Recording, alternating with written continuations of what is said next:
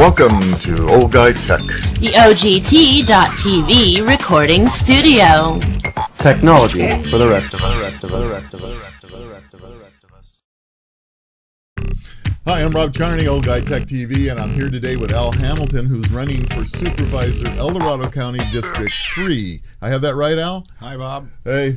How are you, Rob? Doing really good, really good. So, why don't you give us an idea of why the heck you decided you want to run for Supervisor, first of all. I always wonder about people who want to do that a little bit, but somebody's got to do it. I've been told by a lot of people, including Jack Sweeney, that I'm crazy, and maybe so. It's kind of the pinnacle of my career. Yeah? I have been an attorney practicing law for years, 44 to be exact. Wow. I've worked at the county for the last 8 years in the Senior Citizen Legal Services Program, and it's been a really eye-opener to me.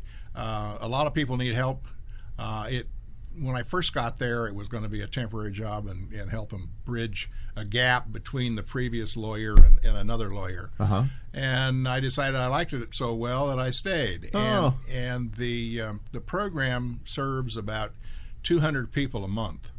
It's a very, very good program. It's a free service, supported by our county supervisors and partially supported by the Older Americans Act.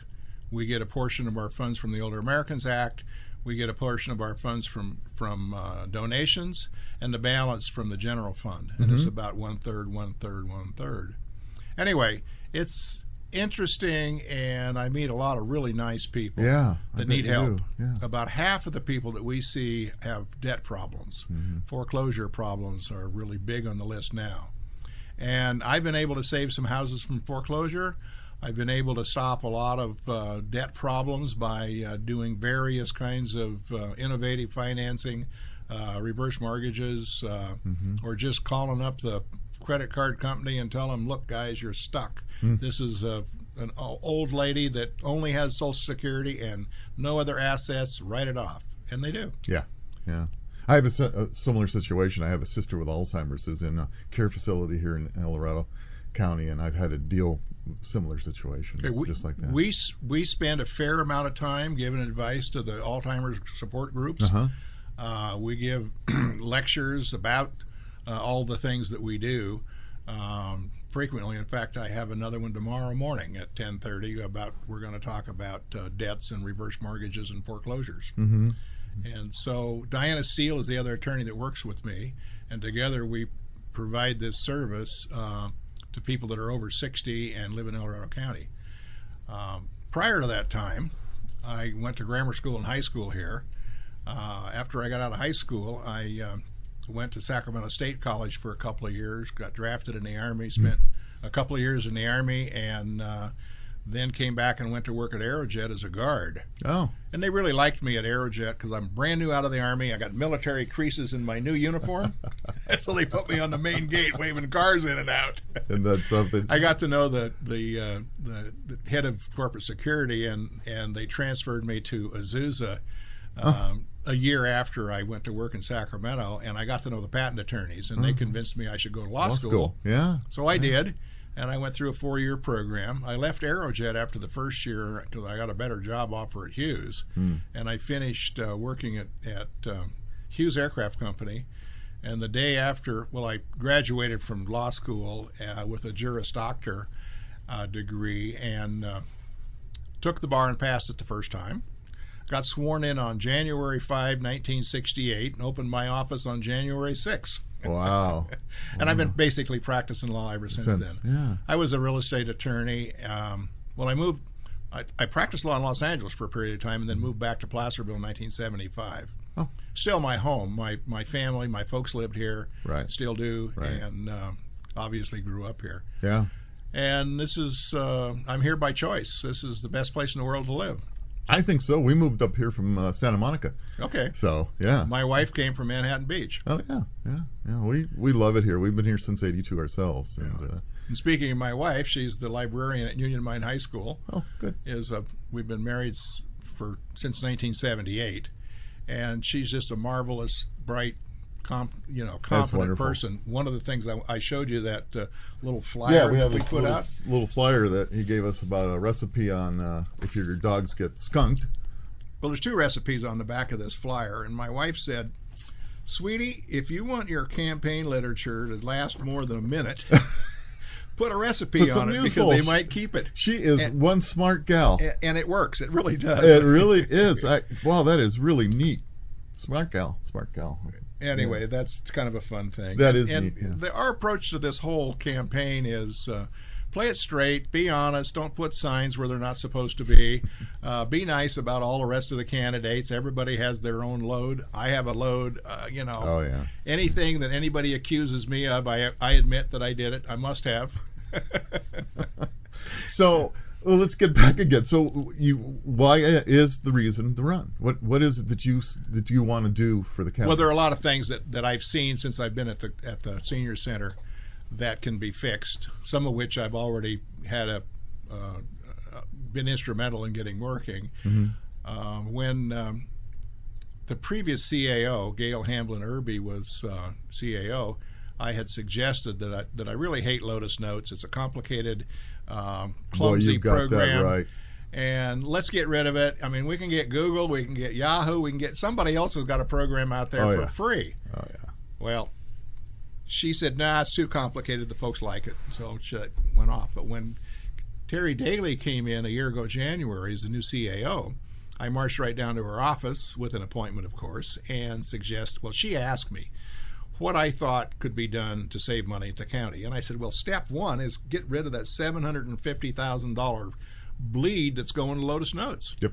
She did. It took her 8 months to get it through the system and get it done. But they're saving over $500,000 on that one little thing. And it was a smart thing to do.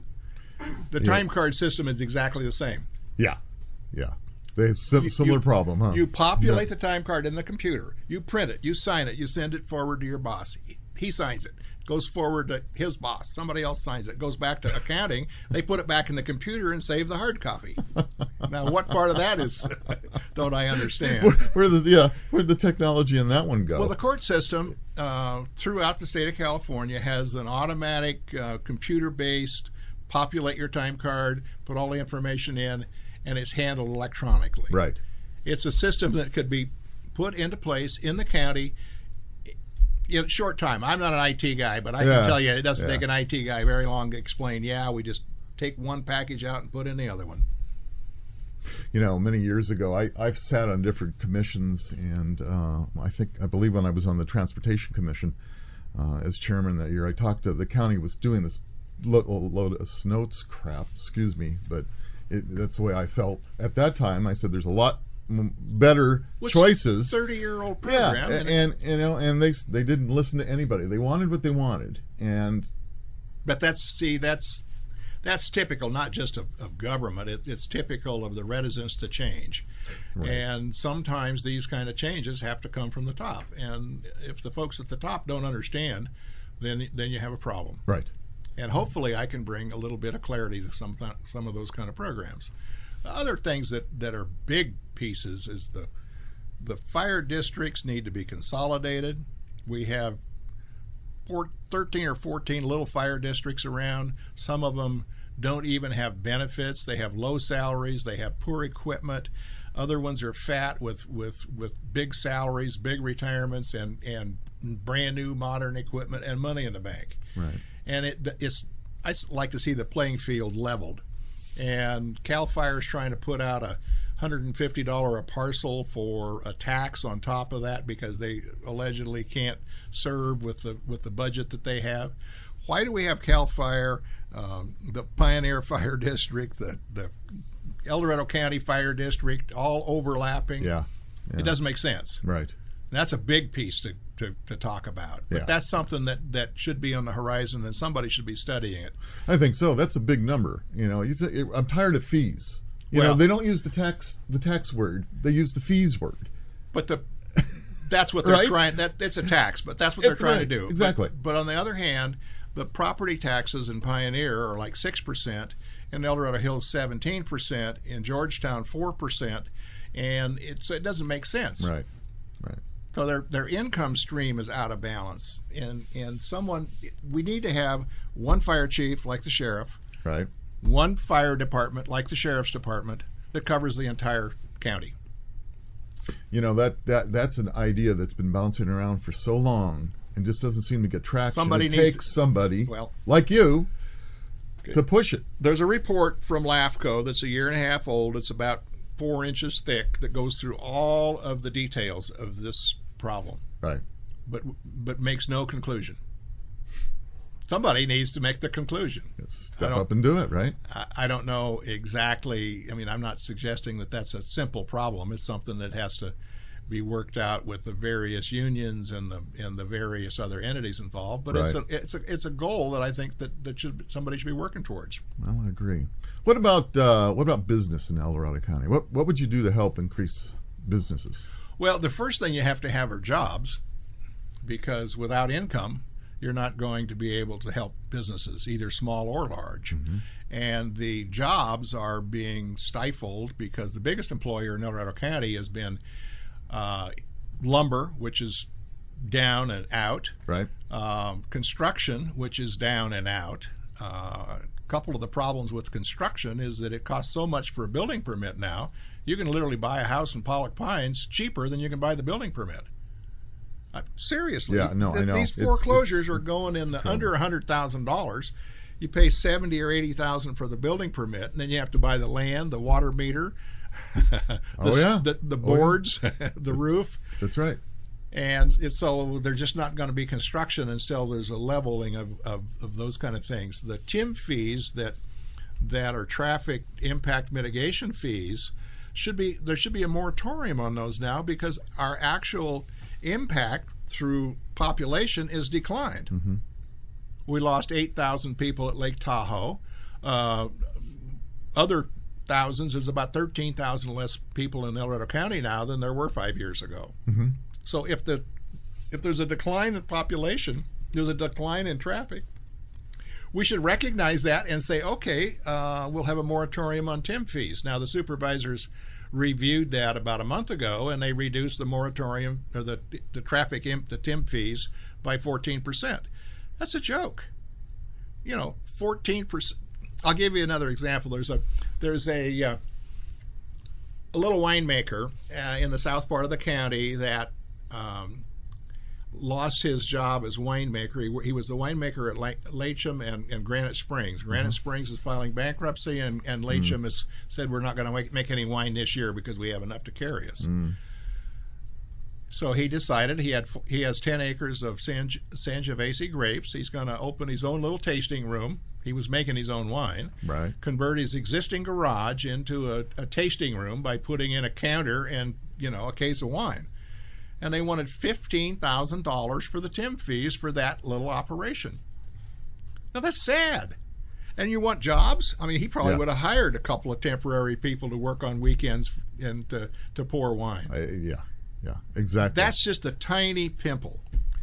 Another thing that I would really like to see is the county permit sections that deal with the public have a better attitude. They have the attitude now that they are the cops. They have to make sure that you follow the regulations. They're not helpful. They're grumpy. They sometimes do things that even they are embarrassed about. And I'll give you another example. 2 weeks ago, 2 old ladies came into my office, 83 and 62, mother and daughter. Father had died a couple of years ago. Daughter is disabled. Been living with the folks for a long time. Right. The folks built their house 40 years ago in Garden Valley. Okay. 40 years ago, they drilled 5 dry holes, and the next door neighbor felt sorry for him. He owned 250 acres, and he said, you can put a well down on my property because I have a good well down there, and I know you can get a well. So they did. The well was good. The neighbor said, I'll give you an easement. And it went on 40 years. They pumped water out of that well. Now, they connected the power line from his power line because they didn't want to have to string 1,500 feet of power line. Right. They put the water line in, but they didn't put the power line in. And so they were paying the neighbor $20 a month as an offset to whatever it cost for the pumping of the water. Right. Well, Pop died 2 years ago. Last October, the old power line that was probably Mickey Mouse to begin with fell down. So they lost their connection to the well, and they didn't have any water. So these two old ladies hired an electrician to fix it. And he goes out and looks at it and decided the best way to do it would be to get PG&E to put in a pole and a meter. Well, PG&E, when they go down to PG&E, say you have to have a building permit. So they went down to the building department, and the building department said, well, you have to have a deed of easement, and your deed doesn't have an easement. And so the next step was a delay until they came to my office 2 weeks ago from October. They've been hauling water.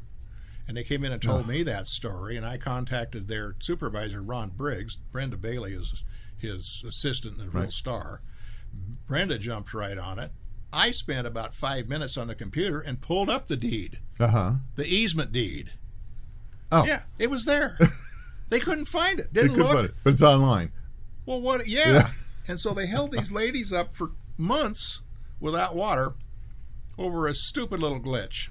I told the guys that if I'd have been sitting in planning and saw that, I would have run to Home Depot and bought an extension cord. Then let's sort it out afterwards.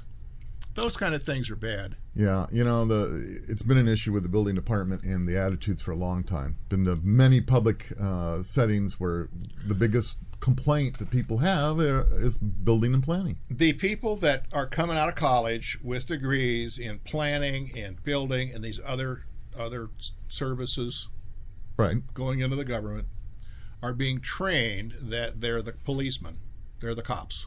Their job is to make sure that rabble out there doesn't do something that violates the regulations. I'd like to see our permit section act like the Walmart greeters. Wow, I'm happy you're here because you're paying my salary. Yes. And be smiling. And if there's a form to fill out or something to do, have somebody help them. Yeah. So many people have complained about public servants. I mean, civil service has been a joke because the term civil doesn't ever seem to apply. And so an awful lot of people feel like you do, that we need to have people that are happy to see you there because you've helped keep their job. Well, that's what we've done at Senior Legal and some of the other services that are rendered by the county at the center that I work at, right? The old hospital, which is on Spring Street, right? And we have a very good, compatible group of people there that actually help people, and that's our job. Mm-hmm. But I think that should be all a government's job. The taxpayers are paying our bill. At least we ought to kiss them, even if we don't like them. Yeah. I mean, it's well. My feeling is that you be helpful. I mean, it's part of your job. Be helpful. Don't be this ogre. If you know how to fill that form out, then you ought to help them. Yeah. They really should. All of public civil service, everybody should be helpful. Everything would change if attitudes changed. Absolutely. But, it would be really something. So let's try something else here. Second Amendment. Let's talk about it. Where do you stand on the Second Amendment? Where do you stand on the Second Amendment? Okay. Well, let me tell you this. When I was 12, we lived out in Gold Hill on a farm that had belonged to Jack Sweeney's grandfather. My dad bought that place in 1945, and that's where I grew up, basically. Well, he bought me a Model 63 Winchester, which is a semi-automatic, feed the bullets through the stock. Yep. Yeah. I still have it. Yeah. And I've been a hand loader for, I don't know, more years than I'd like to admit, more than 60. And I have been a hunter. I was the attorney that formed the Safari Club International. I got their foundation, the 501c3 exemption. I went to the first Safari Club convention in Las Vegas, and I was the guy that gave the plaque to the Great Hunter of the Year, which was an Iranian named Prince Abdurreza Pahlavi. Wow. Yeah. And I have never been to Africa. I have done a lot of hunting in Wyoming and Canada and on the western part of the world, western United States. Right. And I went to the Ducks Unlimited dinner a week ago Friday, and won a gun, won a 30-06. Oh, Yeah, good for you. Yeah. Wow. So I've been doing this for a lot of years. I've never won a gun. Well, it's my. we were just at the last two was the Gun Owners of California and the Friends of the NRA dinner, Right. That we attended, and Yeah. I've as much money as I've donated to those groups, they ought to give me a gun now. Well, that's about where I was at. I think they felt guilty. Drew my number. Yeah, absolutely. So then you firmly believe in the Second Amendment, and you firmly believe that it's an individual's right. Well, absolutely, and I'm glad that our Supreme Court's smart enough to see the light. Yeah, well, They have, and it'll stay there. what can we do in California though? Get rid of Dianne Feinstein and Barbara Boxer, and a whole bunch of folks at the Ninth Circuit. Yes, and that's another good point. And I assume you follow all these stupid bills that are every year passed or come to committee in the assembly, and you look at these things. Right now, we're facing in California, there's about 135 what they consider anti-gun or non-gun friendly bills that are possible to be heard. Well, the plan is to take any little kind of niche and then build off of that, one little thing at a time. That's my strategy for helping getting the county government straightened around, is do things like the Lotus Note thing. Right. One little tiny low-hanging fruit, take one step forward and get it done. Now, what they're doing now is trying to register every cartridge for a pistol, but with an individual identification DNA number in it, and all kinds of other little crazy things. And they try to figure out with polls, and do a really good job of it, about what they think that they can get through at this stage. And once they get that done, then they take the next step and the next step and the next step. But there are enough of us out here that believe that individual rights, including gun rights, have to be left alone. Yeah. Well, it's interesting. I often wondered how long it was going to take them to start attacking ammunition. Because gun bills for a while there was enough people complaining about anti-gun situations. All of a sudden, some politician got smart and started thinking, well, if we take away the bullets, Yeah. right? And that's the big area. That's the area right now that we're all facing, is the situation. You mentioned the micro-stamping, which is impossible. It'll never work. I mean, there's a number of ways. There's three processes that they're trying to do on that, and it's just impossible. Yeah. Rob, there's a group that pander to the fear of our community. Right. And it's not just in guns, it's in a lot of other things. The building department is part of that. You have to get a building permit for $150 now to change your hot water heater. Well, it creates civil disobedience, and I'm in favor of civil disobedience in this situation. You go to Home Depot and ask them how many hot water heaters they've sold, and then go to the building department and find out how many permits they've sold, and there's a difference. I bet there's Dramatic, a big one. Yes. 10-1. Yeah. And it should be that way, Yeah, because it's ridiculous. Caltrans even recognizes that. The way they establish their engineering safety studies for speed limits is to check the speed limit, throw out the top 10% and the bottom 10%, average the speed of that 80% left, and add 5 miles an hour. That's the way a speed limit is established. Okay. Well, if you got 90% of the people not getting permits for water heaters, you ought to do away with the problem. You think? Yeah, oh, absolutely. Oh, yeah. If you change the windows in your kitchen, you have to put in tempered glass now, because some fireman said that, I don't want to have the windows fall out when I'm on the roof of the house because it sucks in all this oxygen and blows up. And that's true. Why is he on the roof in the first place? Right. Yeah. No, let the house burn down. Poor training. Well, I don't think it's poor training. We've been sold by the marketing managers for the big manufacturers that are manufacturing different kinds of. They'd like to see all of the windows thrown away, put new windows in. Right. All the light bulbs thrown away, right. Have new light bulbs. Right. All of the Freon thrown away, so we can have different kind of Freon. The only thing they've done with the Freon is take out the chlorine, alleging that the chlorine was some kind of an insidious, Yeah. Death penalty. Yeah, right. Well, you got more chlorine in your pool Yeah. and the water you drink Right. than was ever Or in the Freon. Yeah. Yeah. Well, Oh, I know guys that worked in the refrigeration business. They'd suck Freon in their throat because it changed their voice. Yeah. And maybe they'd be a lot smarter now if they hadn't done that. yeah, but I don't maybe think that so. wasn't a good thing after all. I remember my dad, on the asbestos thing. My dad during World War II worked in the shipyards. He was an electrician, so he was a highly sought after. They would not let him go fight. They said, "You work in the shipyards and you run the ships and how the electricity needs to be done there." But he said he would sit in the bows of the ship and look from one end to the other, and all you do is you see a cloud of asbestos. He says, at the time there were guys saying that, oh, you can eat this stuff, you can do anything. So sometimes the science takes a while to catch up. And, Well, absolutely, but the point is that we are being stuffed full of regulations based on safety and other kinds of thoughts like that don't really apply. When I was a kid, we used to take mercury and put it on quarters. Sure. Yeah. We used to chew lead. Yep. I know I'd be a lot smarter now than if I hadn't done that. But I'm still functioning pretty good. Yeah.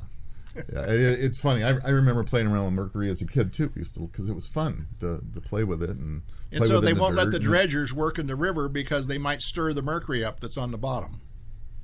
That's seriously one of the things they say. I know. You almost can't believe some of the stuff they come up with. It's just amazing. And with gold at the price it is now, to tell these poor dredgers, these guys are out there that might finally have an opportunity to make a living, you can't do it. It's too bad. Yeah. And they've closed down they're trying to close down the all the 4-wheel drive roads in the Sierras because the Forest Service wants to manage their property, and that's just another control factor. If I get to be supervisor, I'm going to help keep those roads open. I've been a 4-wheeler all my life. Yeah. I still have a 4-wheel drive that'll do most everything except a little sluice box now. Little sluice box is tough. It's been dug out so much over the years. It used to be a gravel road. Uh-huh. The old timers would actually bring gravel in and fill it so they could get their old Pierce Arrows and Cadillacs up to the hot springs at Rubicon Springs. How about that? Yeah. Yeah. So no, my opinion is government forgets who actually owns the land. They take it as it's theirs, and they forget that it's the public's. I'll never forget Larry Post, who was a retired highway patrolman friend of mine years ago, said, "That's my highway. I don't want you doing anything on that highway that I don't give you permission for." Yeah, that's the mentality. Now, that was a joke. Yeah, I know. For Larry. For Larry, yeah, I know. But a lot of people have that attitude. They do. They're the saviors keeping us from killing ourselves.